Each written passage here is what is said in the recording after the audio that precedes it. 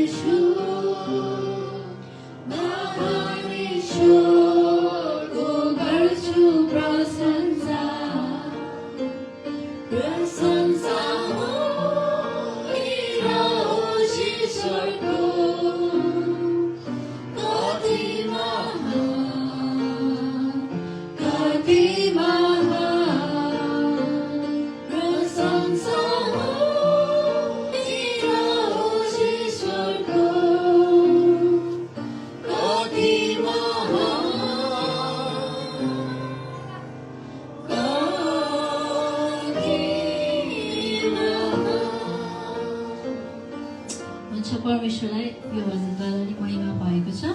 अब नेक्स्ट 501 501 नम्बरको भजन सिंहासनमा विराजमान हुनुहुने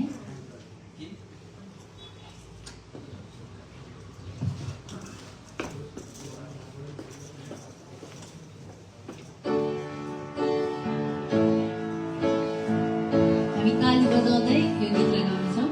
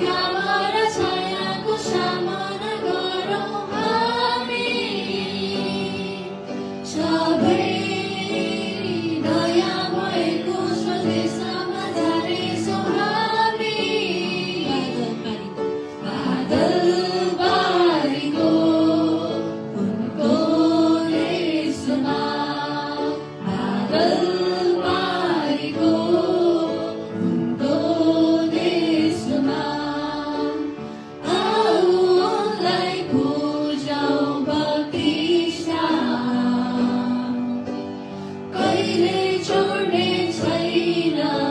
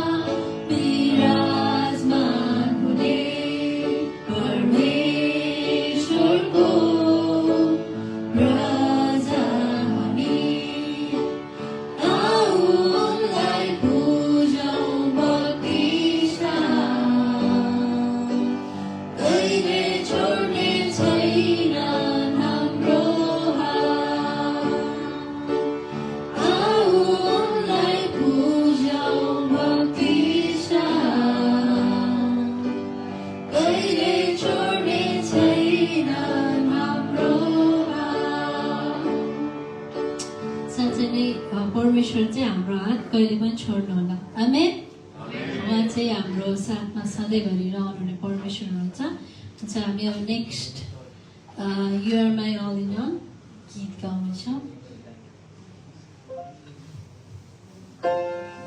हामी सबैजना उठौँ न उठेर गाउँ ल यो भजन चाहिँ उठ्नेछौँ आफ्नो स्थानमा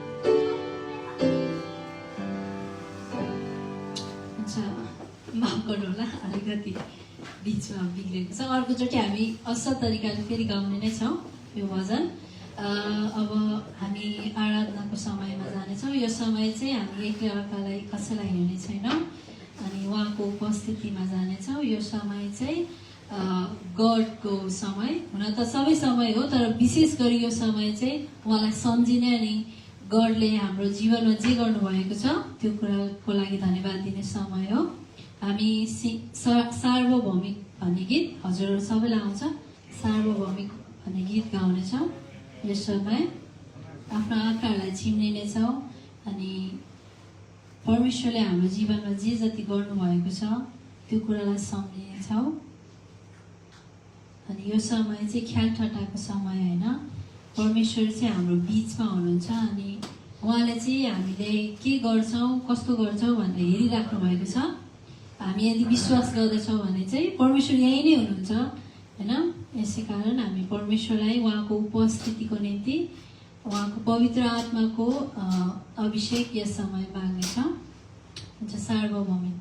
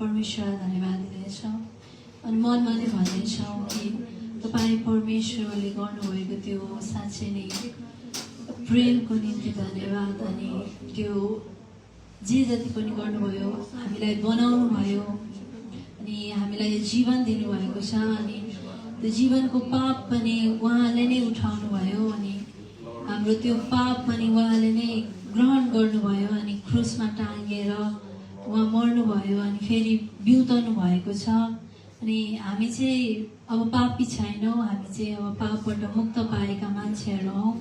साँच्चै नै हामीले चाहिँ उहाँलाई धन्यवाद दिनुपर्दछ यसै कारण कि हाम्रो निम्ति मर्नुभयो अनि हाम्रो त्यो पापको ज्याला चाहिँ उहाँले तिर्नुभयो। साँच्चै नै प्रभु तपाईँ परमेश्वरलाई धन्यवाद। तपाईँ परमेश्वर चाहिँ साँच्चै नै स्वार्थिलो परमेश्वर हुनुहुन्न। तपाईँ परमेश्वर हामीलाई प्रेम गर्नुहुने अनि त्यो वास्ता गर्नुहुने परमेश्वर तपाईँ मात्र हुनुहुन्छ। तपाईँ परमेश्वर यसै कारण सार्वभौमिक हुनुहुन्छ प्रभु। साँच्चै नै प्रभु तपाईँ परमेश्वरलाई धन्यवाद। तपाईँ परमेश्वरको त्यो शक्तिको कारण, तपाईँ परमेश्वरको त्यो तपाईँले गर्नुभएको त्यो कामको कारण अनि मर्नुभएको कारणले आज हामी यहाँ छौँ प्रभु। हामीले पापको त्यो क्षमा पाएका छौँ प्रभु। साँच्चै नै तपाईँ परमेश्वरलाई धन्यवाद। त्यसै कारण तपाईँको नाउँको चाहिँ हामी घोषणा गर्दछौँ। तपाईँ परमेश्वरको नाउँको चाहिँ घोषणा गर्नुपर्दछ अनि तपाईँ परमेश्वरलाई यस समय हामी धन्यवाद दिन्छौँ प्रभु। उचाल्दछौँ। साँच्चै नै तपाईँ परमेश्वरको नाउँको घोषणा गर्नु अनि त्यो महिमा गर्न पाउनु चाहिँ कति असल कुरा हो प्रभु। कतिपय मानिसले यो समय पाएका छैनन्, तर तपाईँ परमेश्वरले त हामीलाई यो समय जुटाइदिनु भएको छ प्रभु। तपाईँ परमेश्वरको त्यो आराधना गर्नको निम्ति, तपाईँ परमेश्वरको धन्यवाद दिनको निम्ति तपाईँ परमेश्वरले आज हामीलाई अनि मलाई चुन्नु भएको छ प्रभु। साँच्चै नै हामी एकदमै खुसी छौँ प्रभु, तपाईँ परमेश्वरको नाउँ चिन्न पाएकोमा, तपाईँ परमेश्वरलाई यसरी धन्यवाद दिन पाएकोमा साँच्चै नै प्रभु। हालेलुया।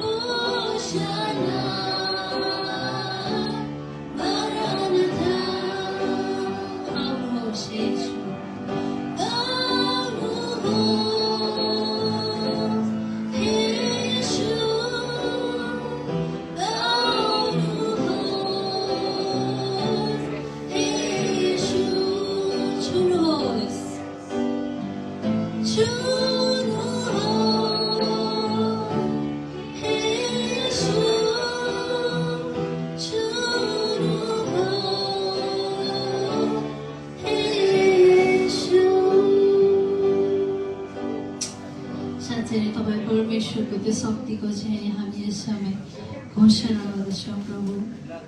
साँच्चै तपाईँ परमेश्वरको नाउँको चाहिँ प्रशंसा भएको होस् प्रभु।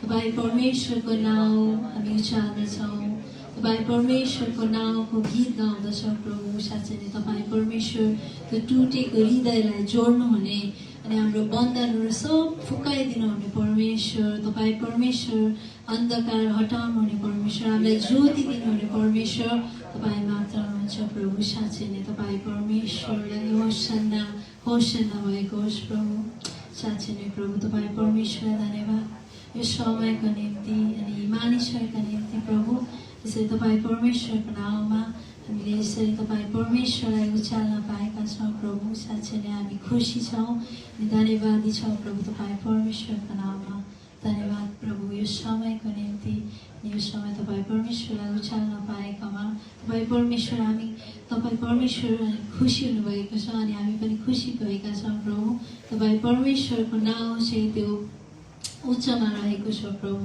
साँच्चै नै धन्यवाद तपाईँ परमेश्वरलाई यो समय तपाईँ परमेश्वरको हातमा राख्दछौँ यो धन्यवादका भेटी अनि यो शब्दहरू यी भजन गीत हामीले जे जति पनि गरेका छौँ प्रभु तपाईँ परमेश्वरले ग्रहण गर्नुहोस् ग्रहण गर्नुभएको छ भने विश्वास गर्दछौँ यशु प्रभुको नाममा आमेन चाहिँ हामी सबजना आफ्नो स्थानमा बस्नेछौँ यो समय चाहिँ भेटीको समय हो भेटीको लागि हेल्प गरिदिन चाहिँ म हाम्रो करियर दिदीलाई अनुरोध गर्न चाहन्छु भेटी उठाएर हेल्प गरिदिनु होला अनि यस समय चाहिँ हामी 20 नम्बरको कोरस गर्नेछौँ लिनुहोस् न